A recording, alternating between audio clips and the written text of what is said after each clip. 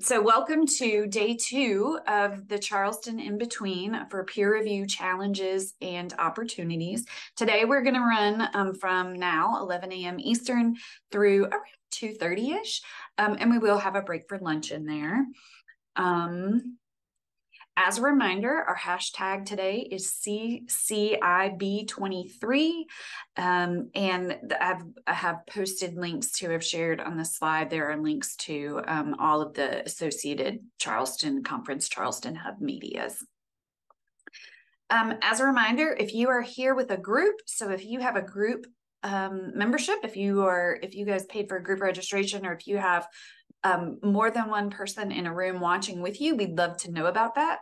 That gives us an idea of exactly how many people are attending outside of just the numbers that we see in the attendee room. So if you've got some friends watching with you, please let us know about that. Just housekeeping, we're using chat for folks to share their ideas so you can see other folks' comments and other folks' questions. So please put any comments or questions that you have throughout the day in the chat. These sessions are being recorded and will be posted to the Charleston Conference YouTube channel sometime in the near future. Once again, I want to thank our sponsors, IOP Publishing, who we're going to hear from here in just a minute, and Pre-Review sponsored the conference this year or this fall, and we are thankful to have their support. Just as I mentioned, we're going from 11 a.m. to about 2:30 today, and we will have a lunch break from 12:30 to 1:30. Last reminder about the Charleston Conference, the Charleston Library Conference Code of Conduct. We respect free speech and we invite a number of diverse perspectives and opinions, and we ask that you keep conversation and comments professional and cordial. Okay, at this point, I am going to stop sharing my screen and turn it over to Caroline Goldsmith, who is going to introduce our sponsor session this morning. Thank you, Chris. Good morning. So first up on today's agenda, as Chris said, is a presentation by IOP Publishing on transformative agreements. IOP Publishing is also one of our sponsors of this event, as she mentioned. We're so grateful for their continued support so that we can keep doing what we do and bring events like this to you guys. And it's a pleasure today to introduce Emma Bartovsky.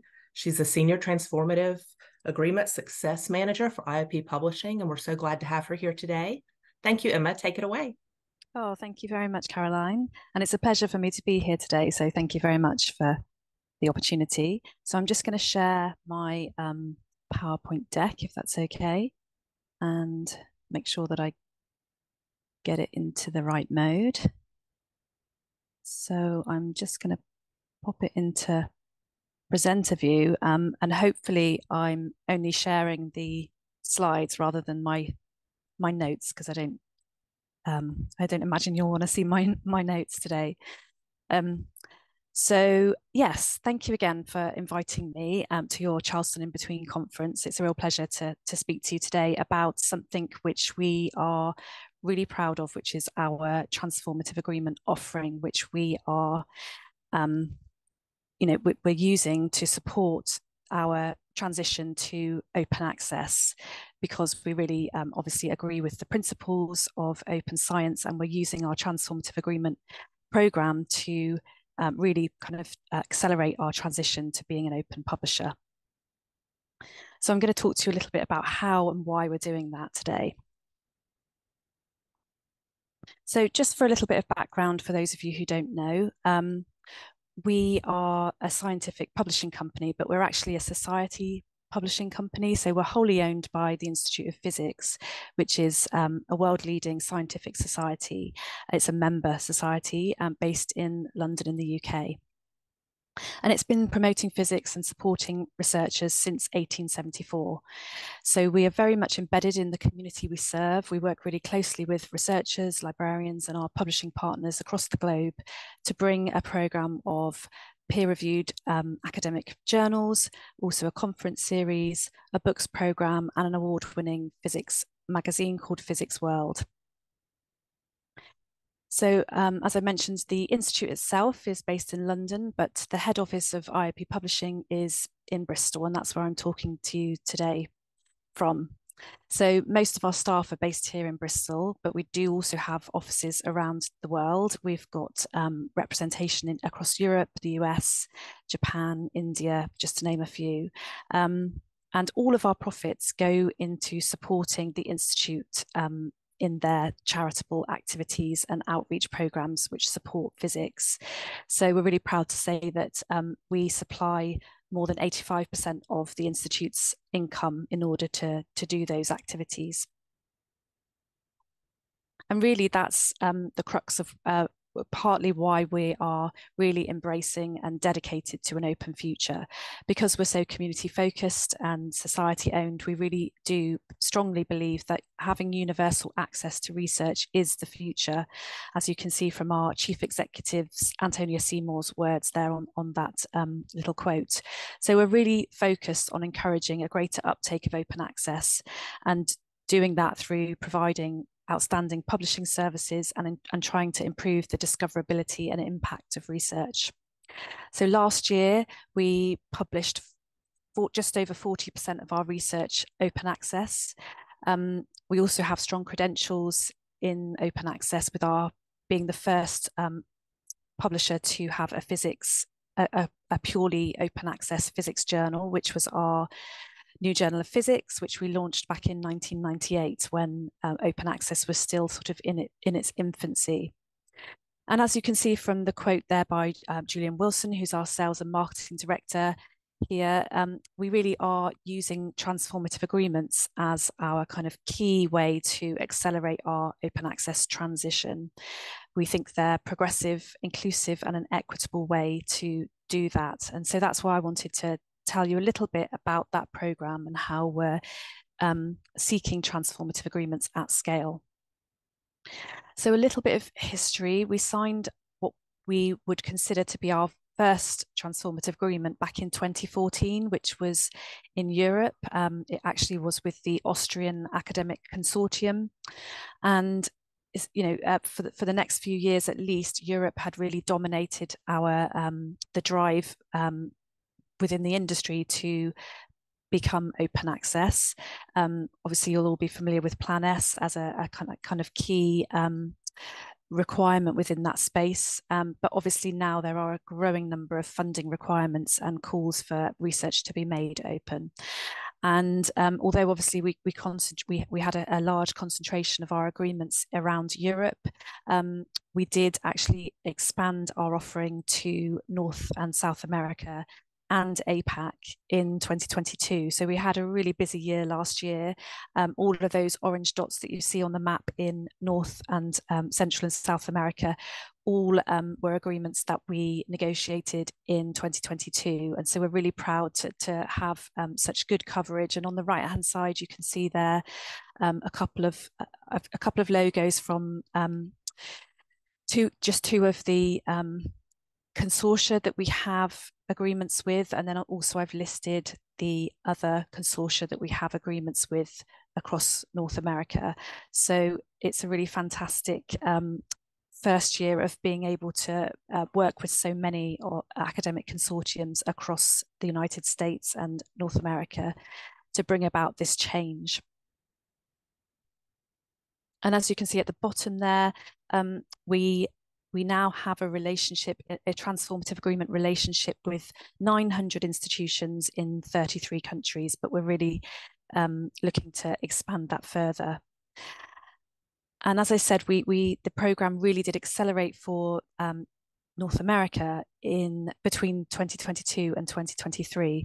So that the 47 institutions that we had that we were in an agreement with in January 2022 represent the Canadian Research Knowledge Network. And at that time, that was the only agreement that we had in place with a consortia in North America. But between 2022 and 2023, that we saw over 500% growth. So we now have just shy of in fact, I think it is now just over 300 institutions, because we very recently signed an agreement with the University of Texas system. So in terms of why we think our agreement is proving to be popular with institutions across North America and indeed Europe, I've just kind of noted some of the key features of our transformative agreements. And I think the very first word on this slide, unlimited, is one of the kind of key features that we offer. And so we really don't have any caps or article limits in place when we are seeking transformative agreements with our customers. So we really want to make that unlimited offer because we think that is really key to driving the most transition possible. And so we also want to make sure that it covers the broadest range of our titles as possible, because we know that actually researchers want to have, if they have a funder requirement in place, then it's really important that they have an option to publish in so that they can comply with that funder requirement. So we've actually, our offer includes our hybrid journals as well as our fully open access, or sometimes called gold open access journals. Of course, the offer includes continued reading access to all of our content in IOP Science Extra, both the open access content and the paywalled content. And then this third bullet is another kind of thing that we think is really key and that we're really proud of, which is that there's no administration required by either the researchers who are publishing their research or the library staff. And the reason for that is that we do all of the work behind the scenes to identify articles, and we kind of automatically contact eligible authors to let them know that they qualify for open access publication. And then as long as they are in, sign the right license, which is our CC BY 4.0 license, which is the kind of the copyright license, which is the most compliant with open access principles, then they can actually publish on an open access basis by default. So all open access fees for eligible articles are covered by the agreement. So an author wouldn't have to pay any part of the open access fees once an agreement is in place. And then we actively promote the agreement to researchers throughout the agreement term. And this is really important because we don't want to, obviously with an unlimited offer, we want as many researchers as possible to be able to first to know about the agreement and the possibility to publish open access, but then also to remember that agreement's in place at the right time and in the right place when they're thinking about where to publish. So we have full author support and training available, and we're often writing to researchers to remind them and giving them kind of reminding them of the author benefits. I've just popped a quote there from Terry Oakes Galloway, who is the executive director of SCELC in California. This was just a really nice kind of piece of feedback that our offering is going out to some of the big consortia, but also we're striking agreements with individual institutions, smaller consortia. It's trying to enable institutions of all sizes to take advantage of the agreement. I've also popped a couple of pieces of feedback that we've had from authors. So as I mentioned, we're really trying to reach out to authors and find out in their own words both what the process was like publishing under an agreement, but also, what it meant for their research, what they perceive as the benefits of publishing openly, because we know that the author experience is really key to the success of an agreement. And we want to make sure that, other colleagues and peers hear about it in their own words. And so we're really trying to use these kinds of quotes to help spread the word. And we actually have a really nice page on our website, which is dedicated to the Year of Open Science, which is the White House. I think that the White House has declared 2023 to be the Year of Open Science. And so we've put together some of these author insights and key kind of author feedback on that website, just to kind of help spread the word about the availability of the transformative agreements throughout North America. So I've got a few statistics now to share with you that just demonstrate why and what, or how really we think that transformative agreements are driving the shift towards open access. So we had a look at the percentage of content that was open access in 2022 from specific countries. So the countries that have those statistics in pink, these are countries where we have a transformative agreement in place, which covers the majority of the institutions in that country. It won't have full coverage of all of the institutions. Of course, it tends to be like the kind of national level consortium. For instance, the example for Canada is the Canadian Research Knowledge Network. So the 83% represents the institutions that are members of the Canadian Research Knowledge Network. And already 2022 was their first year actually in an agreement, and already they were reaching a really high percentage of open access research. And obviously that statistic is at the country level. So, you know, it's almost never going to reach 100% because there will be institutions that aren't included, but we're really happy to see that it's really looking to drive that shift towards open access. And then some of those other statistics, so Ireland and Sweden, we have actually had transformative agreements in place for a few more years. I think in the UK dating back to sort of 2018-19. And so, you know, we would expect that the levels kind of increase slightly as more and more authors are aware of the fact that they can publish openly and can choose IOP publishing as a venue for being able to open up their research and comply with funder requirements. And then on the right-hand side now, in the green boxes, we've got some examples of the percentage of OA content that we've published from countries that don't have agreements in place. And this is still the case. We don't have an agreement, a centralized agreement with a consortia in Spain, Japan, France, or India at present. And so really those numbers are based on authors who are choosing to publish openly, either in one of our gold open access journals or in one of our hybrid titles. But the funding for that would be either coming from their own pockets or from any funding that they're able to secure from institutions, but not in a centralized way, as it would be through an agreement. And here the percentage of open access is obviously considerably lower. And so we really do think this is a good example to show just how much a transformative agreement can impact that transition to open.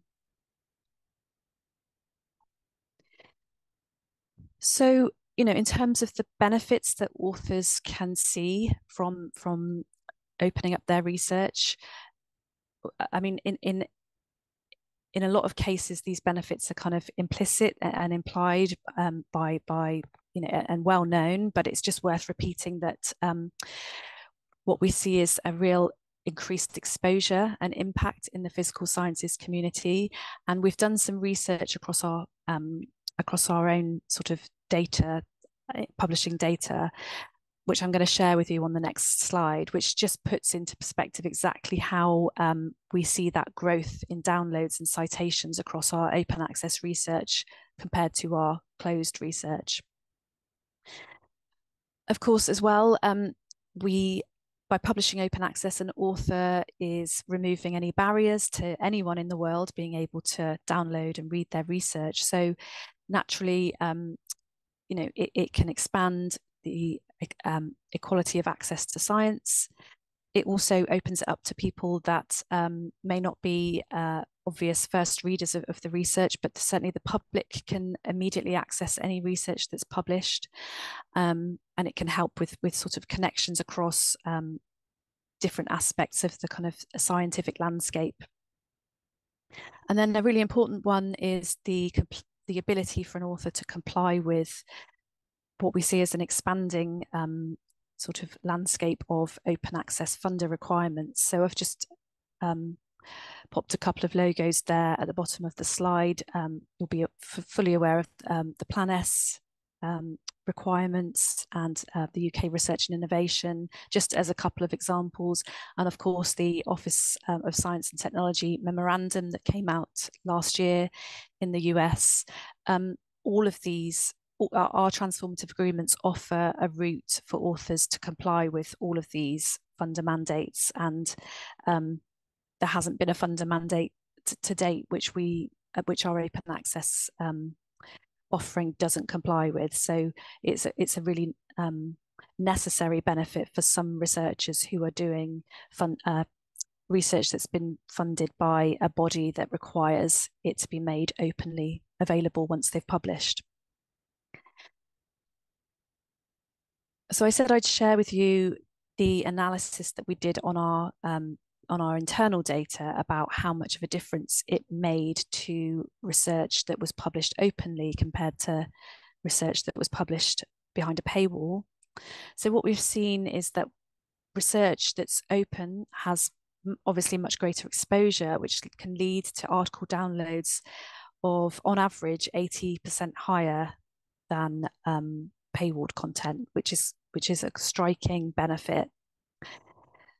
We've also seen citations, so not only the downloads, but also then going on to cite the research, which naturally follows from having more eyes on the research. But it's nice to see as well that effect is a significant one. So just over 30% higher citations for open access articles when compared to our non-open access articles.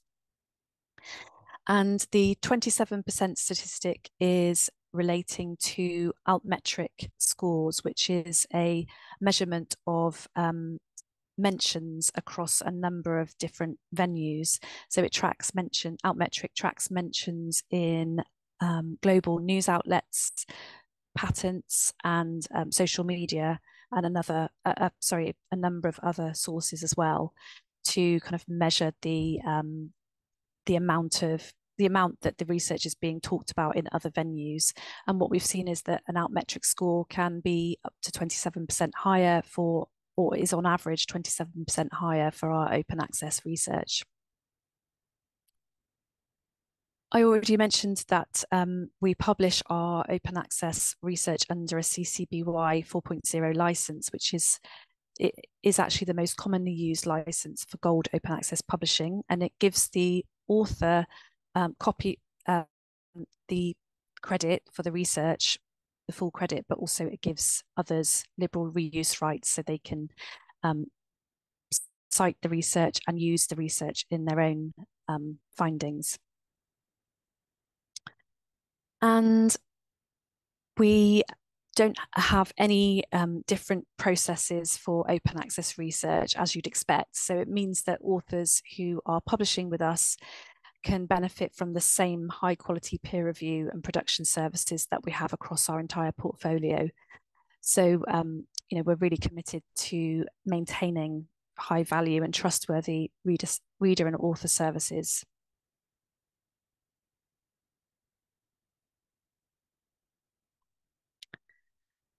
And then finally, I just wanted to finish up by telling you a little bit about how other ways in which we're supporting open physics. So obviously the transformative agreements, which I've talked about today, make up a part of what we're doing to support the principles of open science. But we have what we call our 3 pillars of open physics. So as well as access, we also look at transparency and inclusivity. And I just wanted to tell you a little bit about some of the initiatives within those 2 spaces, and a little bit more about our other initiatives alongside our transformative agreements that are opening up access to our research. So we have really progressive waiver policies in place, and these are for low-income and low to middle-income countries.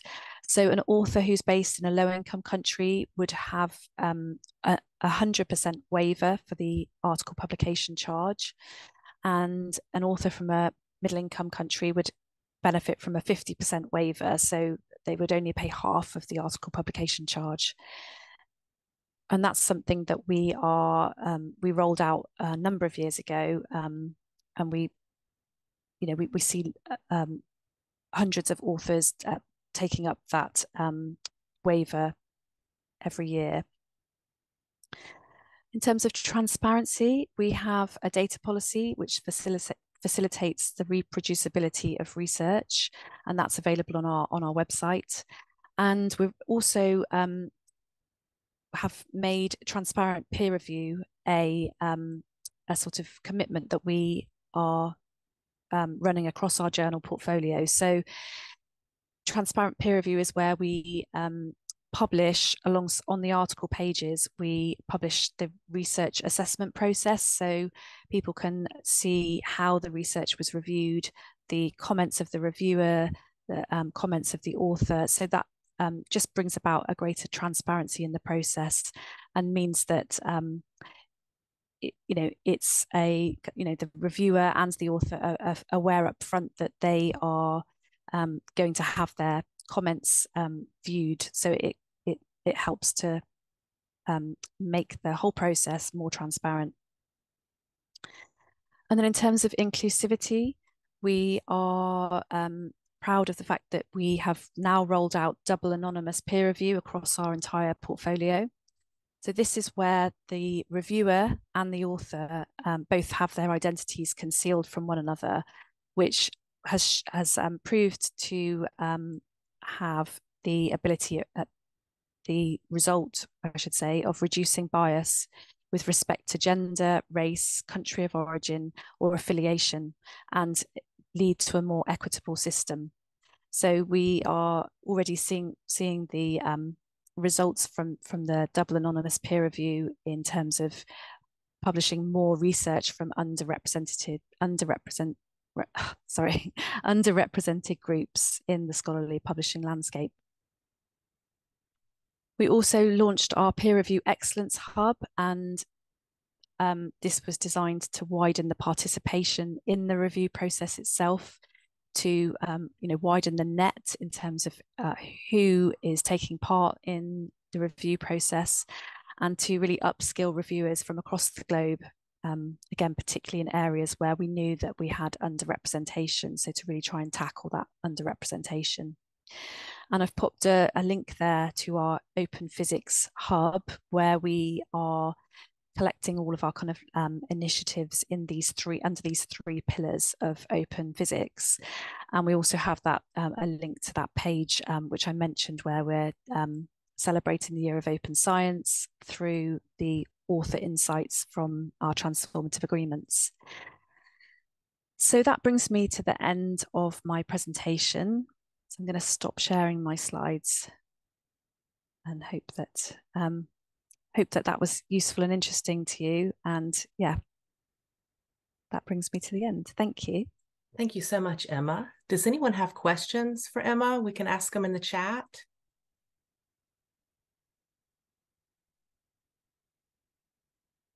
You're getting a bunch of hand clap emojis.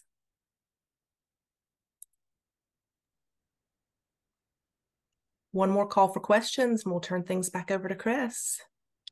Well, I just, this isn't necessarily a question, but I really appreciate the fact that IOP is really minimizing the administrative part of transparent agreements.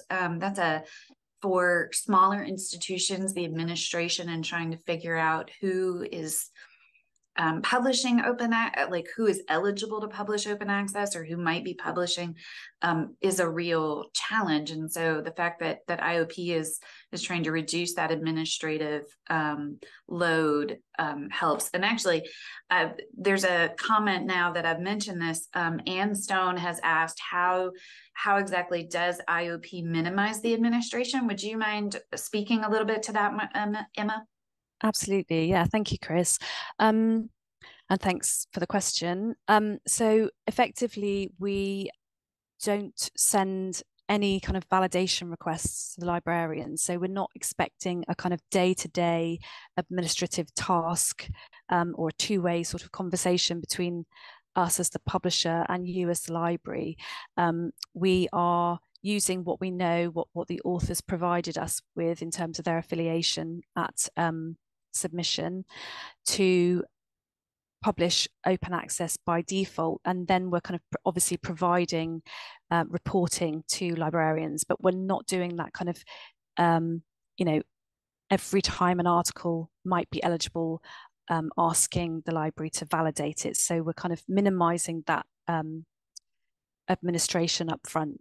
Of course, there's a process in terms of the reporting for you to feed back to us if it turns out that actually you know, you do have a query about one of the articles that we've published under your agreement.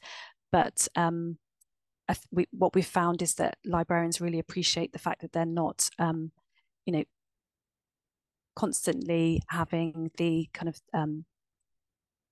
the validation process needing to be done on a daily basis. I hope that explained how we've kind of cut some of the administration out of the tasks. We're seeing some thumbs up. Oh, great. Yeah. So I think there's some acknowledgement there. Any other questions for Emma before we move on to the next piece of our day? Okay, I'm not seeing any. Emma, thank you again for coming and chatting about IOP's transparent agreements and transparency overall. So we really appreciate that. Thank you. Thank you so much. Have Bye, a good everyone. day. And you. Thank you.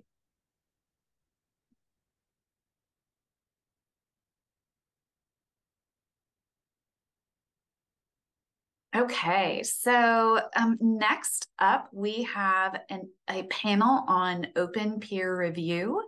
And we have three folks who are all involved in open peer review to some degree. So we have Jessica Polka, who serves as Executive Director of ASAP Bio, which is a research-driven nonprofit organization working to promote innovation and transparency in life sciences publishing in areas such as preprinting and open peer review. Eric Charez, and I neglected to ask Eric about the pronunciation of his name, his last name. So I'm going with Charez, and if that's wrong, please correct me. Eric is the Engineering and Collection Analysis Librarian at Iowa State University in Ames, Iowa. And he works to analyze publishing trends and support the open access transition in scholarly publishing. And then Wolfgang, oh gosh, I really should have checked on pronunciation of names. Wolfgang Kaltenbrunner Wolfgang Kaltenbrunner is a senior researcher at the Center for Science and Technology Studies at Leiden. Man, I really should have done my homework before I started talking this morning. I'm going to go with Leiden University in the Netherlands. His current research topics include scholarly communication practices, peer review, and research evaluation. So I am going to stop sharing my screen and beg everyone to forgive me for mispronouncing many things, which I'm sure I have done. And I'm going to turn it over to our panelists.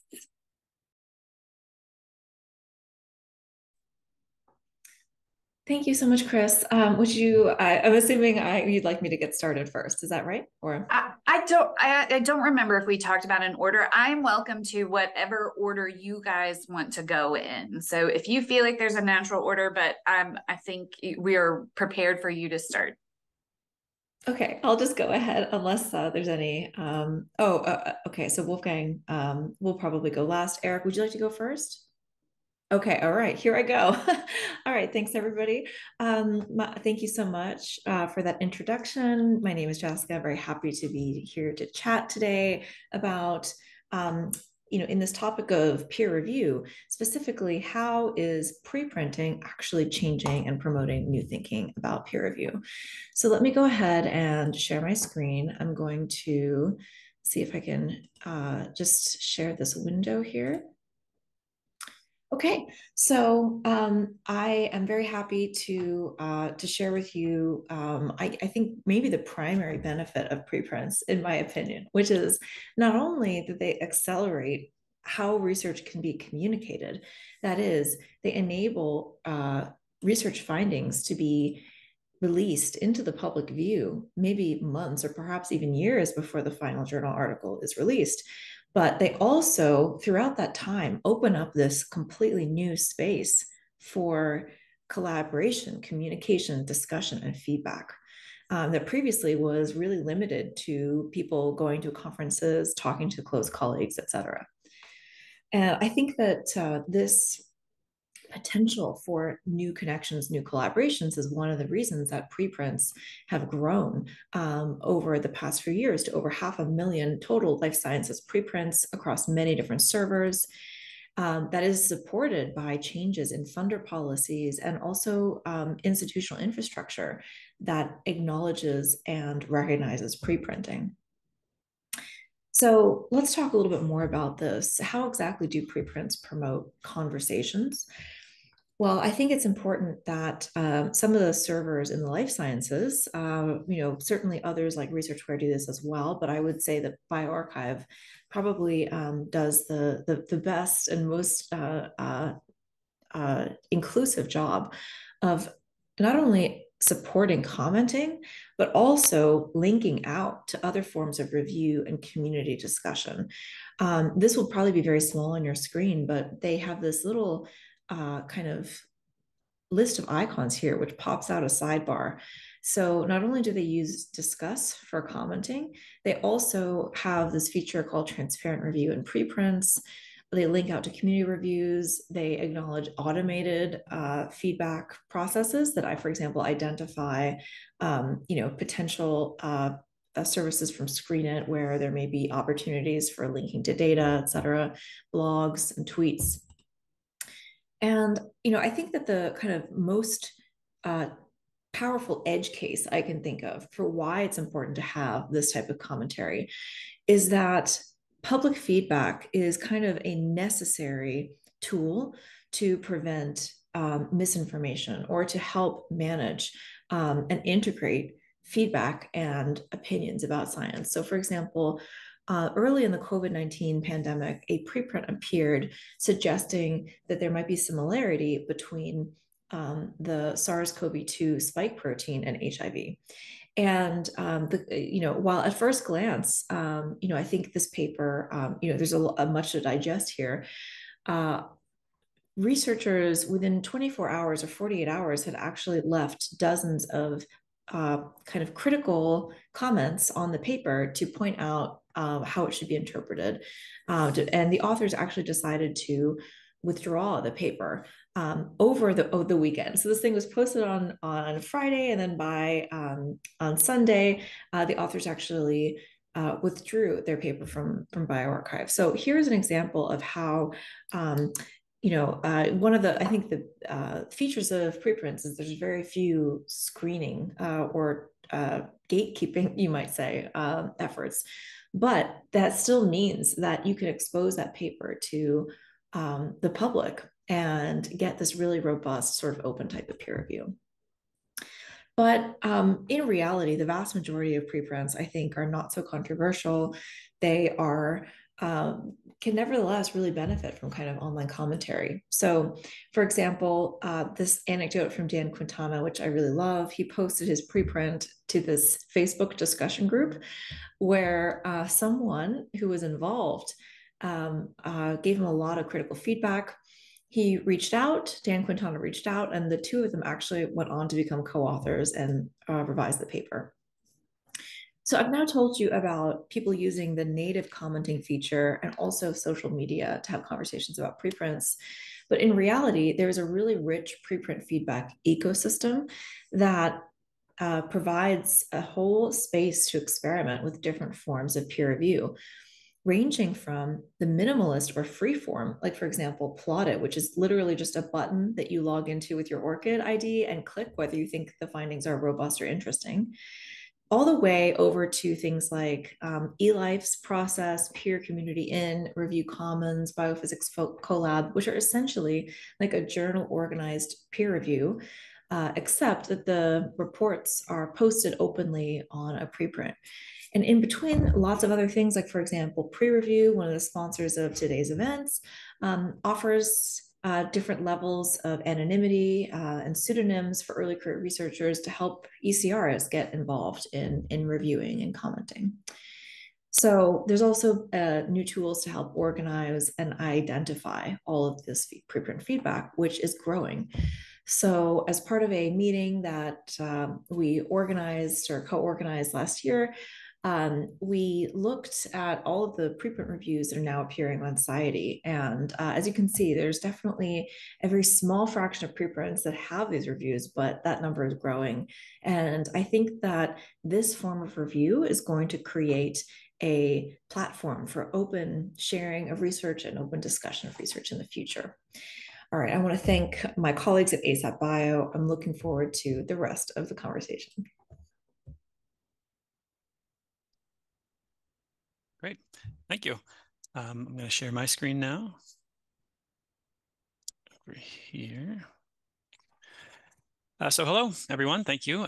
Thanks, Jessica, for that first session. Thank you, Chris, for having me, and thanks all for being here. My name is Eric Shares, Engineering and Collection Analysis Librarian at Iowa State University. And I'm going to take my 5 minutes or so to talk about some of the benefits that I see in reading open peer reviews. So for the purposes of this talk, we're talking about reviews available on the internet, often accompanying the article, but not always. This can be of a preprint, as Jessica explained so well, or an article published in a journal. It could be signed or unsigned by the reviewer, whatever the case may be. But the main feature is that the review exists at all on the web and is available for folks to read. So I have started seeking these out and actually reading them when available. If there's an article that I find interesting, I will also read the open peer review. So I just wanted to outline some of the benefits that I see. And again, I'm speaking only for myself and not on behalf of my employer. These are not their views, although I think, of course, that they should be. But the most obvious benefit, I think, and the biggest certainly, is as a reviewer, simply reading other reviews makes mine better. I've learned how peer reviews in the field that I participate in are typically structured. I have shamelessly borrowed phrases from other reviews that I think have been particularly well done, how to transition into the next section of the review or give kind of gentle, constructive feedback. And that's important because I was never taught how to formally review a paper. I've been given, kind of general advice when reviewing short conference submissions or something like that, but nothing really beyond that. And I think that's rather typical. And so in this recent study, conducted a survey of biomedical researchers and found that over 80% indicated they had never received formal training in peer review. And so seeing the practice modeled is one way to learn. That's the way that I tend to learn best. Other common ways to learn might be to co-write a review with a major professor or supervisor, but making these things visible, seeking them out, and making sure to read them when available means that I get to learn from them, and it helps me in turn improve my own reviews. So as a reviewer, I see a lot of benefits in reading open peer reviews.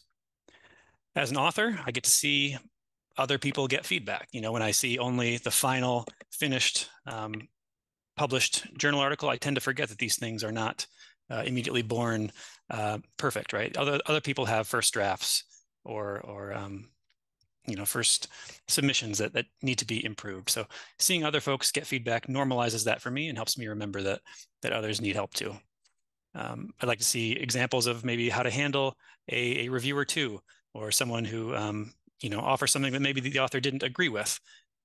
If the peer review is signed, I like to know who to thank for a contribution that improves the paper, similar to what Jessica showed with the open peer review, and then a reviewer ended up becoming a co-author on the paper. I've had 2 papers published with the reviews posted openly, and in both of those cases, one of the 2 reviewers chose to sign their name. And so I actually reached out to both those people just to say, thank you for reviewing. I thought your comments were fair. I appreciate your service to the paper. And that's it. So I think it's nice to say thank you. And if signed, I like to reach out and just make that connection.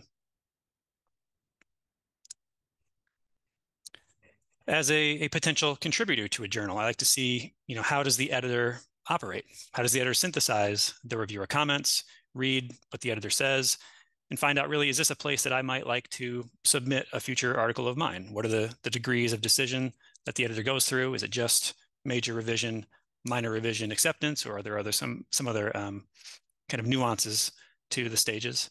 And it's kind of a preview of what your experience might be like were you to submit to that journal. And then finally, as a reader, this is another big one. It really gives me more background on how the paper developed. Was the paper really fully formed on the first submission? Did it go through substantial revisions and comments and rewrites?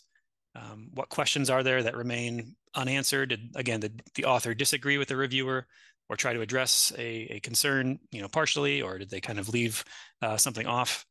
But it gives me a better understanding of the strengths and the weaknesses of the paper if I can see how that paper was developed, and helps to peel back the curtain and see kind of how this part of science communication works. I hear a lot about how peer review is such an integral part of the process, but it's nice to see really how does it work outside of my own experience, right? That would be the only way that I would see peer review comments is on my own submissions, if none of these reports are being published.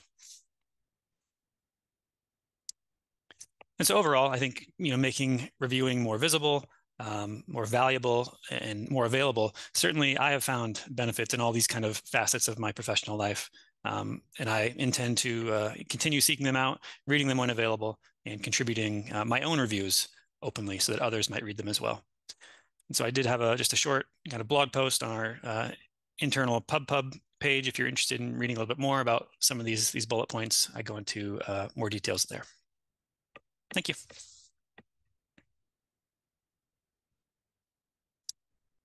All right, so I will also share my screen.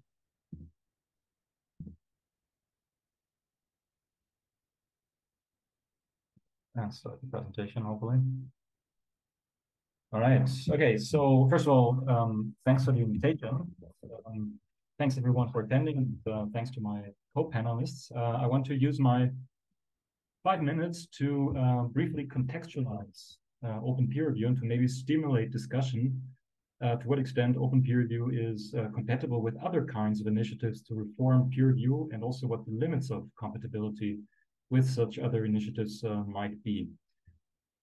So together with some colleagues, I recently published a paper in which we tried to identify 4 schools of thought, as we call them, that underpin current efforts to improve peer review. And one of these schools, we call it the Democracy and Transparency School in the top right corner here, is concerned with making peer review more transparent, more open, and with creating more accountability for reviewers. And this includes open peer review practices in our reading. So the idea is that signing review reports and perhaps even publishing them makes peer review a more public, deliberative process compared to traditional or to a double-blind review process, which is often seen as, or sometimes seen as, contributing to gatekeeping. We also identify 3 more such schools of thought. There is, and I'm going in a counterclockwise direction now, this visualization. So there's, for example, the Quality and Reproducibility School in the top left corner, which is concerned with improving the rigor and the quality of peer review through all sorts of reviewer training offerings, for example, through providing assistance by dedicated statistics reviewers, and also with things like pre-registration. So the idea actually of ultimately disciplining publishing behavior in fields like psychology and biomedicine by making people or asking people to pre-register their research designs before collecting data. And then there's the Equity and Inclusion School, which is all about diversifying who does the evaluation and peer review. So with making that more diverse in all sorts of ways, and thereby fight bias in peer review. And finally, in the bottom right corner, there is the Efficiency and Incentives School, which is mainly concerned with doing something about the pressure on the peer review system and the problem of review fatigue, for example, through making review reports transferable so that you can, in case of a rejection of a submission, you can take the manuscript, send it to another journal, and send the review reports alongside the manuscript, and also things like review credit systems. And when we first presented this visualization, quite a few people said we actually embrace all of these 4 schools. So we subscribe to all of their kind of goals and concerns. But the question is that really possible without also creating a degree of friction between them? And open peer review is certainly compatible with several concerns of other schools. So for example, by increasing the accountability of peer reviewers, open peer review might also offer a way to improve the rigor of review reports. So if reviewers know that their work is going to be public, they have an incentive to do good work. More accountability of peer reviewers might also help reduce bias of reviewers against specific groups of authors or specific types of research. And by creating visibility, open peer review might also create additional incentives for researchers to do peer review in the first place. And of course, publishing review reports is also a precondition for transferable reviews, which is a main concern of the efficiency and incentive school. But what about tensions between these schools, and how are they being handled in practice? A first partial tension is that between open peer review and the quality and reproducibility school. So open peer review practices are sometimes related to preprint publishing, which is inherently skeptical of binary accept and reject decisions. So the idea is that research should be published anyway, and that the community should later decide whether it's interesting. So that runs up against how many people interpret the quality and reproducibility school, because this school usually assumes precisely that not all research should be published. So they think that only carefully vetted and reviewed work should become public. And then there's also an opposite tension between open peer review and the equity and inclusion school, which favors anonymous peer review as a way of protecting reviewers. So especially early career researchers and people in vulnerable positions may, of course, be less comfortable writing critical reviews. And there's also the possibility that reviewers may become biased if they learn the identity of the author. And what we see in practice is, in fact, that there is actually a recent trend in some quarters. Some journals and publishers have actually moved from single blind or from open peer review to double blind review process, where it didn't exist before. So IOP publishing is an example, as we heard. An example is also BMC, which 20 years ago started to publish the names of peer reviewers. And the argument at the time was that open peer review reduces bias, but in 2020, BMC reconsidered this open review policy. And while it still publishes review reports, it has made the publication of review identities optional.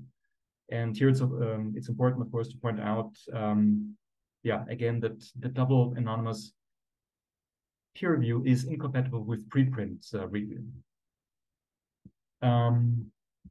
A final tension is that between open peer review and the efficiency and incentive school. So giving visibility to peer reviewers may, on one hand, as I said, incentivize researchers to perform peer review, but the opposite effect is also possible. So open peer review can also make some researchers, especially early career people, less comfortable writing critical reviews. So we heard this also before in Emma's presentation.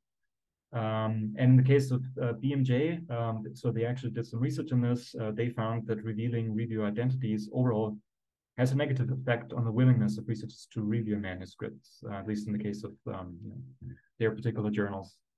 So this is just a very brief snapshot of the arguments that we make in the paper. Our point in writing it has not been to claim that reform is too difficult or should not be undertaken, or that it's impossible, but rather to provide a systematic perspective on the landscape of innovation in peer review, and thereby also enable a nuanced discussion between these schools and how we might deal with tensions between them. And maybe we can have some of that discussion in the panel today.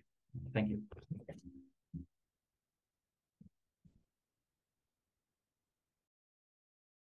Thank you.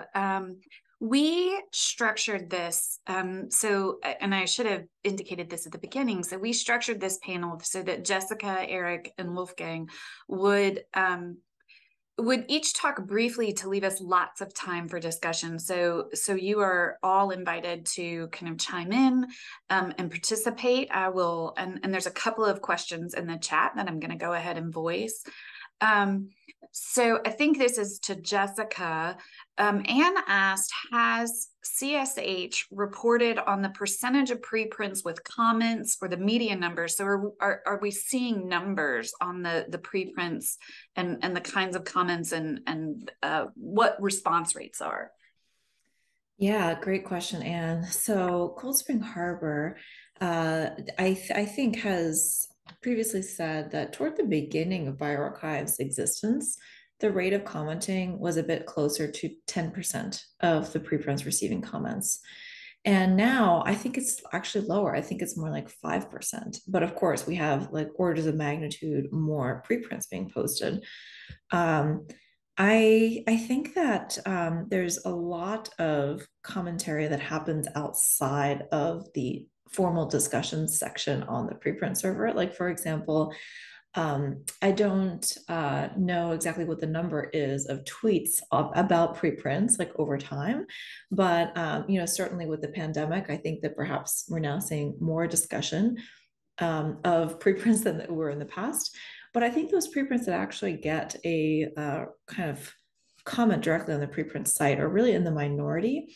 And what you see is sort of this like long tail where there's a rare preprint that sparks a lot of conversation because it's highly controversial, it's very important. But I think people, the Cold Spring Harbor has also done a survey where they asked authors how people receive feedback on preprints, or how they would like to receive feedback on preprints. And private feedback is also something that authors report receiving via email as well. However, I think that for all the reasons that Eric outlined, I don't think that that feedback is as useful to the community as the stuff that's out there in public. Just as Wolfgang mentioned, I think that there are some fears and hesitances surrounding publicly commenting.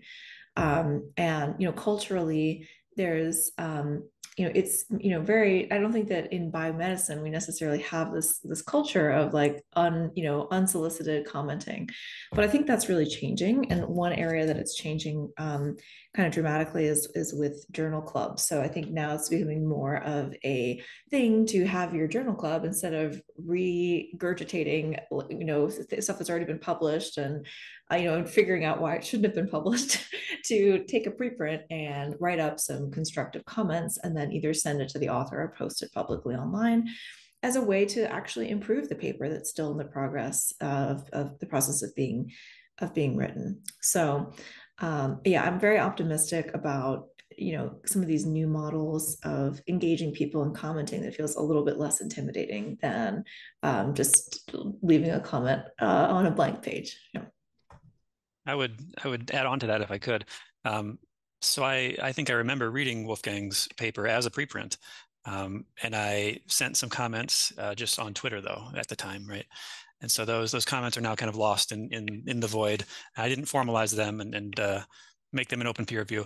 As you were saying, there's multiple ways to comment on these things, but I think making them a little more structured, a little more available to everyone, and maybe a little more permanent would be a good idea.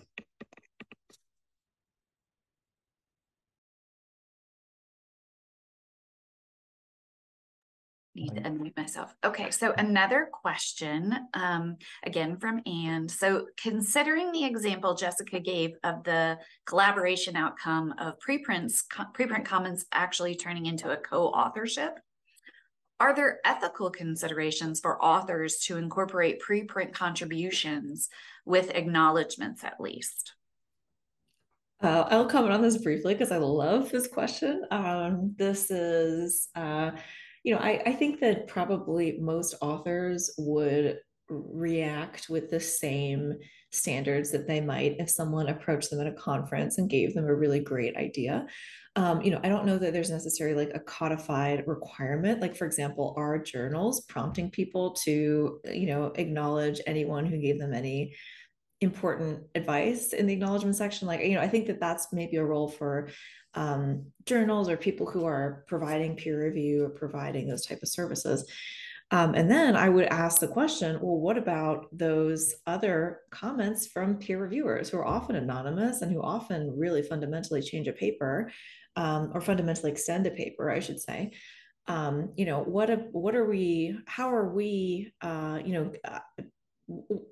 does this play into this like incentives and rewards school of thought that Wolfgang just mentioned? I'd love to hear Eric and Wolfgang's thoughts about this as well. But yeah, I would say the overwhelming majority of the review that is being done right now is completely uncredited. And that is a huge problem from the perspective of like accounting for intellectual contributions. Could I add something to this? I think that it's important to emphasize that not all incentives have to be formal incentives. And I think a lot of sort of communal dynamics in research run actually on the basis of a kind of a gift economy, you might say, on a give and take. You know, you give some, you take some, you write the paper, somebody else comments on it, and you pay back the favor, as it were, by doing the same for other people. And that is in a way that has always been like that. And that's really a very powerful component of community, of academic community, which is central to how we do research, I think. And that is precisely based on kind of sort of a sense of mutual obligation that is not formalized. So they can also, I wonder if it doesn't even work better without kind of formalization. But of course, there is kind of this point that sometimes, you know, people might feel scooped or something. But I would personally say that this is probably more kind of a fringe case. It doesn't happen too often. It's my feeling, at least. And I would say in kind of traditional peer review where you know, the author doesn't know the reviewer identity, it is fairly common, I would say, in the acknowledgement section to say, we acknowledge the two anonymous reviewers who helped improve this manuscript.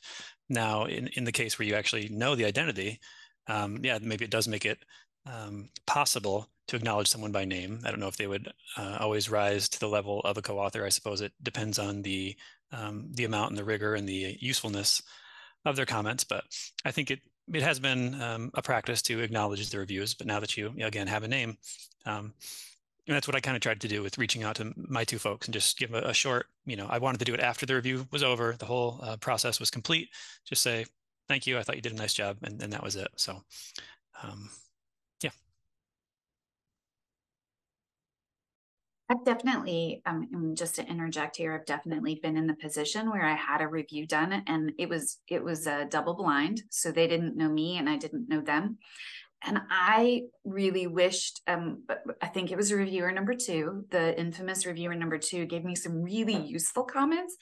And I actually, I passed on a note of thanks through the editor that I was like, please let this person know. I really wished I had been able to send them a note myself, but in that particular situation, it wasn't possible. So I have a question here. And this is talking about Eric, you mentioned a little bit about Twitter and posting things on Twitter. I came across a comment that was posted about a week ago. One of my colleagues shared it.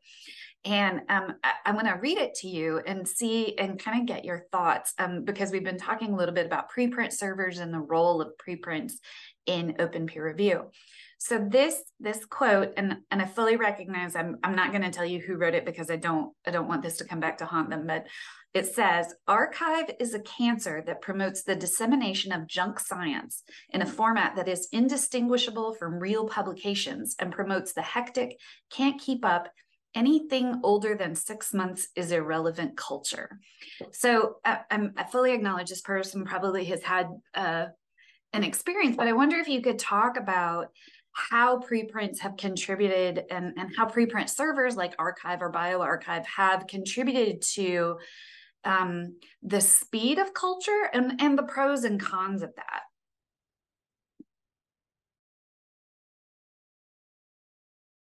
Whoever wants to chime in. I was going to say, whoever wants to chime in. Yeah, I mean, I think that sentiment, I definitely, well, I don't personally agree with that sentiment, but I kind of understand there's some things I think that I really sympathize with in it that I want to pull out. Like first, the notion of the idea that preprints should be distinguishable from peer-reviewed literature. And I think that's really important. Especially during COVID-19, many servers added a banner at the top indicating that this is a preprint and it's not peer reviewed, and what does that mean, and click here for more information. I think journalists have really been doing a much better job recently in acknowledging that. I think that making the peer review status clear is really important and easy to be transparent on. And I think that our archive actually does do that, at least for the medically relevant work that is going to reach broader audiences. But I think it should be standard practice for all preprint servers.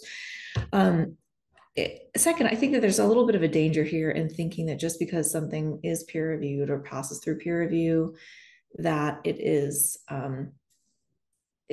correct. And we know from a history of retractions and just the entire like reproducibility crisis that is not necessarily the case. So I think we need to have a little bit more of a nuanced view of how truth is established in science and scholarship.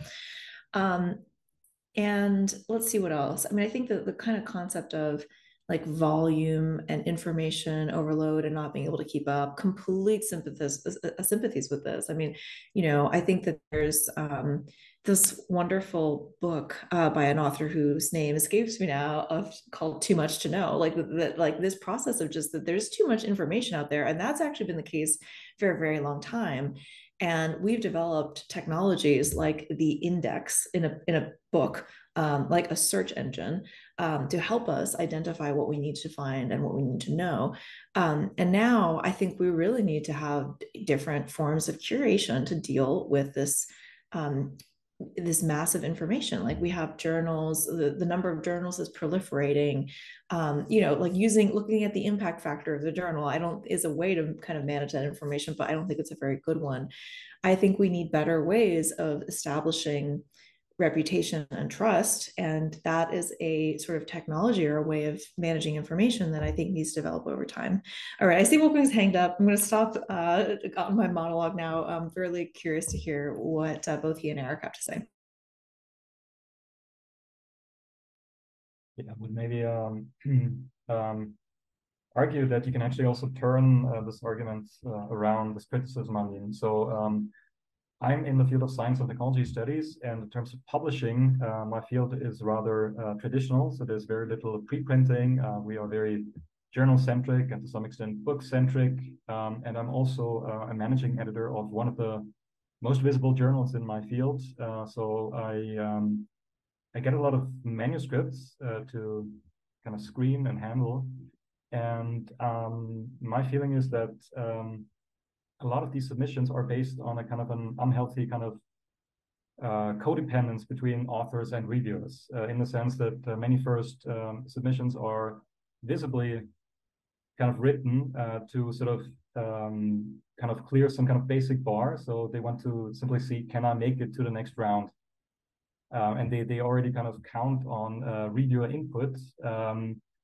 Yeah, I mean, sometimes that feels kind of not quite right. So it feels like people didn't really, make the effort that they would perhaps otherwise make. And with preprints, the thing is, you have to be prepared for your research, reaching the public immediately when you publish the preprint. So to some extent, it kind of forces you to internalize some of that discipline that you otherwise kind of delegate to the reviewers.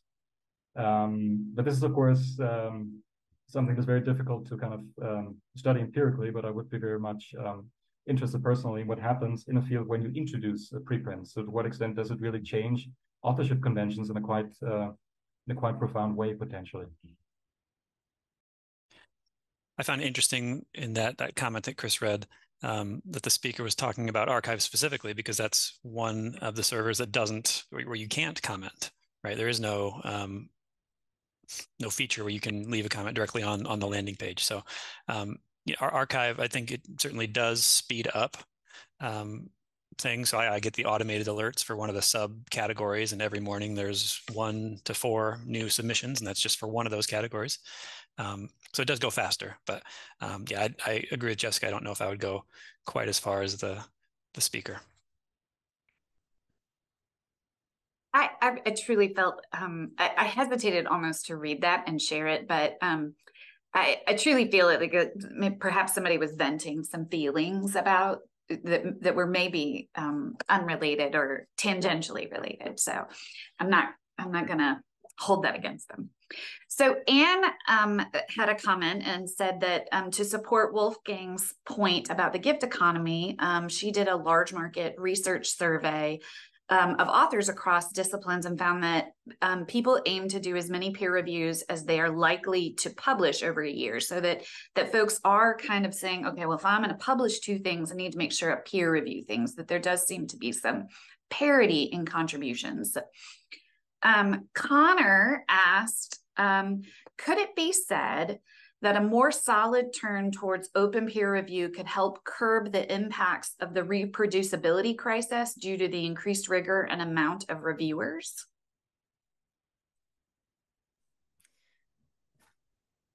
All right, I'll just try to keep this brief, but I do think that there's something to this. But I think that what has happened in some open peer review models, they rely on an editor to invite people to contribute. But certainly if we're just putting preprints online, I think we've seen that the number of comments that preprints get is inconsistent. And so I think you either need to have something that is highly relevant and people immediately recognize the need for there to be feedback to gain a lot of independent people to come and comment, or you need like some sort of coordination or some sort of social obligation to the editor or some sort of sense of reciprocity in the field. Nevertheless, I think that this means that oftentimes a paper that is important, that is likely to be reproduced, that is likely to lead to work further down the line, is probably more likely to get those kind of comments. And I think that what might happen in an ecosystem where the role of editors in coordinating review is less important. I don't think it should go away at all. But I think that if you increase the proportion of this review that is spontaneous, probably what you're going to have is an uneven distribution of reviews, where the papers that are really potentially impactful or potentially controversial get a bunch of reviews, and other papers that are like less spicy, you'll say, might not get reviews at all, perhaps until somebody like goes to try to reproduce the paper or build off of it or extend off of it or something like that. So I think that we, if we want to really address this reproducibility crisis, I would argue that we should probably abandon the idea that every paper has like 2 or 3 reviewers. Some papers probably need more reviewers because the review effort would be better distributed asymmetrically to some of those papers. While other papers, maybe formal peer review is not necessarily immediately needed upon publication. So those are my opinions on that, but I think it's a great comment.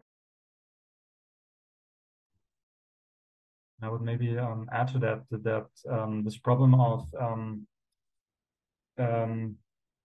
sort of no moderation in how peer review attention is distributed, which is what happens if you have sort of basically unmoderated preprints. Then you always have a chance that preprints by people who are already famous attract a lot more attention, of course. So that's a basic problem. But you do have a growing number of open peer review platforms, things like PCI RR, for example, Peer Community In, or PCI generally, where you have basically it's sort of an overlay journal. So they use preprints, they review preprints, but organize the review process in the way a journal does. And that has a kind of a curating function. So they ensure that every sort of submission gets kind of the same amount of attention that it needs as a minimum. And it also creates sort of visibility for these publications in a journal-like way. So there's a way of sort of dealing with that problem of attention to preprints, I think. And I would add, so Jessica mentioned the coordination or inviting folks to come and comment on a certain preprint. I'm happy to bring this up if Jessica doesn't want to, but I am part of ASAP Bio's crowd preprint review project. And so that's a voluntary thing where you sign up and then you get sent one preprint every 2 weeks, I think. And that's just an open Google Doc where you can go in and even you can anonymously comment or put your name in there. You can comment on certain sections of a paper, so you don't have to be an expert in the full statistical section if that's not your strong suit, but that's a nice way to kind of get involved slowly. It's also a nice way to direct the crowd's attention toward a certain preprint. But the crowd preprint review project is the name, and I've been interested in it and enjoyed my time in there. One thing I'll add to Anne's comment before, the survey that said people aim to do as many reviews as they're likely to publish, I found interesting. I've always thought the rule of thumb was 2. I tend to review twice as many as I would submit. And this doesn't include conference proceedings, in my opinion, at least in the way that I've done it as well. So I'm part of an annual conference that I always will review for 3 or 4 submissions. But then if we're talking journal articles, I tend to aim for double the amount that I would submit. So I'm interested to see if that, is field dependent, or if folks maybe used to do 2 and now they're going down to 1 because of reviewer fatigue. But I found the parity to be interesting.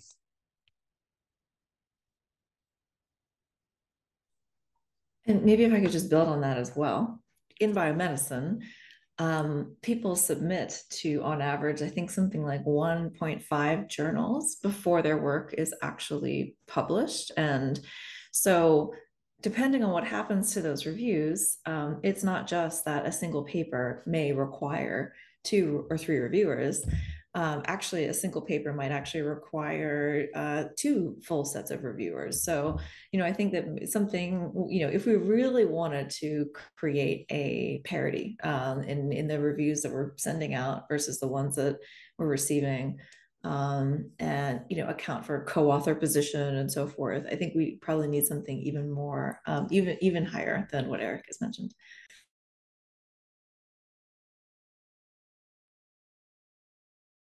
So could we chat a little bit about open peer review that doesn't lead to peer-reviewed publications? So the role of I think a lot of our conversation today has kind of steered towards open peer review, where the ultimate goal might be a publication. But can we talk about just where someone posts a paper and how much are we seeing of that now, where we're maybe moving away from a formal peer-reviewed publication process, but more of just a conversation about openly published research?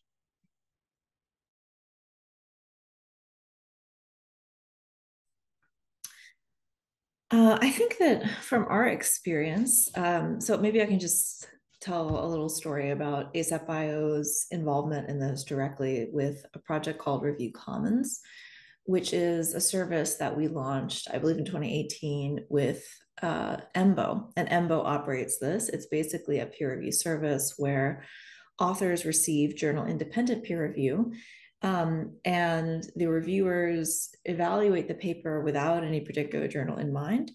Then this creates a product called a reviewed preprint. The authors can take this and submit it to one of, I believe now, there are originally 17 affiliate journals. Now there's a few more that will have agreed to not restart the peer review process, to actually use that peer review and to move on from there and maybe do a second round of review, make a decision based upon the paper and the reviews together. So this, I think, addresses a lot of the problems that we heard about earlier that Wolfgang mentioned about like waste in the system, and also just like, the motivation, I think like what Wolfgang mentioned, like, this idea that you're trying to like clear some kind of bar for the journal to get it sent out for review. Like maybe, clearly you need to convince an editor at Review Commons to send your paper out for review as well, but it's not like they're going to be looking at it like thinking this is a paper, this is an eLife paper, it's not an eLife paper, something like that.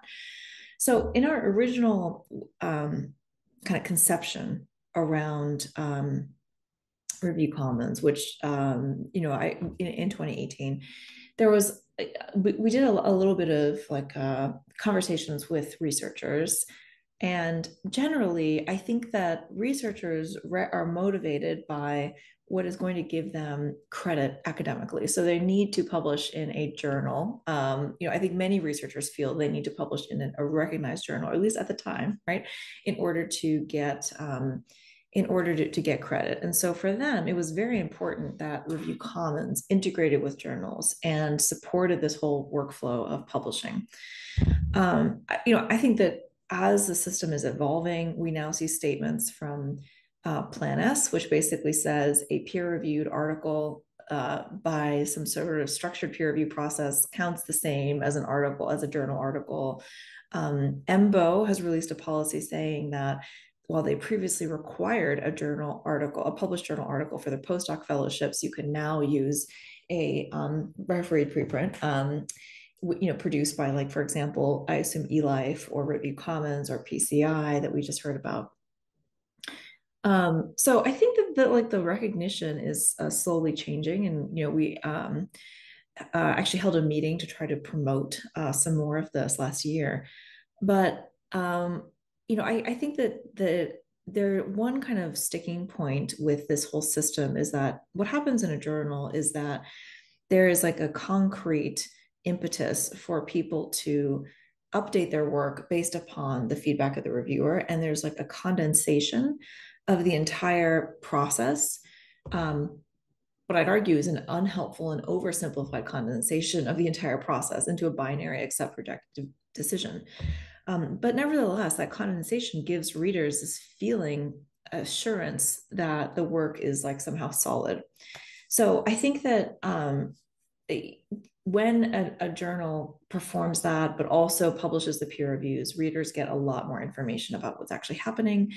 But there's other models too. Like, for example, eLife's new model does not have a binary accept reject decision, but rather it has this controlled vocabulary, which indicates to readers how the paper after review stands in terms of its impact, and it's how solid the evidence is. So all of this is to say that I think that peer review is very valuable on its own, but I think that many readers want some form of summary, and I think that what eLife is doing is one example of achieving that without resorting to this accept reject decision.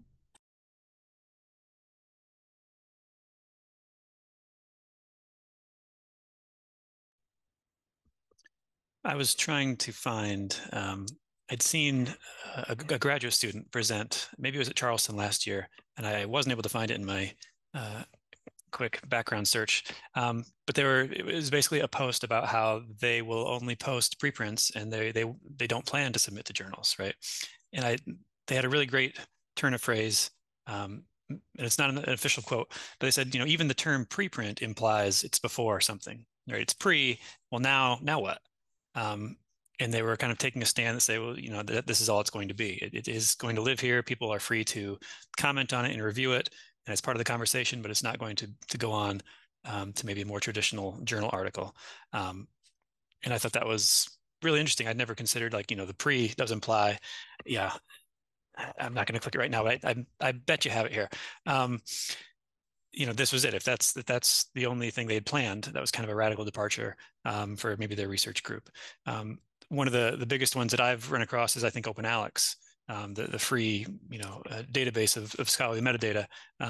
Their canonical thing to cite every time you would use their data was a preprint. I think they didn't have plans to submit to a journal. I think maybe they've gone to a conference proceeding now to actually cite something, but that our research group is kind of outside the traditional academic structure, and so they didn't need really the credit that Jessica was talking about for tenure and promotion, and so they were able to leave it as a preprint. But I think overall, yeah, it's very field dependent. It would require pretty large culture shift. I agree, it does all come back to tenure and status and getting credit academically, as Jessica mentioned. But getting the funders on board is a good first step, I think. Yesterday, as in the first day of this event, we had Sven Fund from who's both with Knowledge Unlatched and reviewer credits. And one of the things he proposed was an alternative kind of life cycle. So to stop thinking about that the goal is to get something published or have it be a final version, but to think of like the content itself as being potentially eligible for review at any phase in the life cycle, so that even once it's published, people could still comment and the author could then down the road respond or decide, based upon this new article that's been published, I want to revise. So to think about a published work in terms of iterations as opposed to the ultimate goal is the final project. And we chatted a little bit about that yesterday, and what I think it does require a fundamental kind of reconstruction about how we think about what happens once something is published, that it's not necessarily done at that point, and how do we set up our web interfaces to reflect this continuous evolution of a piece of content. I don't have a question. It was just a like tying it back into yesterday. Yeah, the record of versions, right, instead of the version of record. So how does this thing evolve and build upon, and maybe they, you know, create and republish another version or a revision of the paper. Yeah. Yeah, I think that's an area where potentially, preprint archives or even institutional repositories have a real role to play to say, okay, a published version is here, but based upon some comments, I'm going to release this new version. But I also think that authors will really have to think about if they publish something and they sign an author agreement, what does that then allow them to do with it down the road? To think about what permissions they retain, depending upon the license that they sign with the publisher.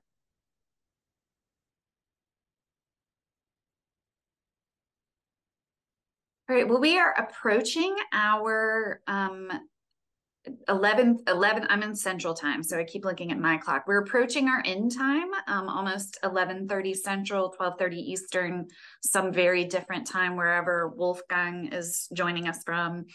Are there any last questions from our attendees? Any final comments from any of our speakers that you guys want to throw in here before we go? I feel like we could talk about this for another hour and a half, but no, I really enjoyed this. Thank you. Likewise. Well, thank you everyone for coming. We really appreciate it. We will, let me pull up my screen here real quick. So one last reminder, hashtags, social media information, all that. We will be back here in an hour at 1:30 Eastern. We have a closing keynote, which is going to specifically address equity in peer review. Daniela Sideri and Dr. Antoinette Foster are going to talk about equity in peer review, and we would love to have everybody come back. So hopefully we'll see you back here in an hour at 1:30 Eastern.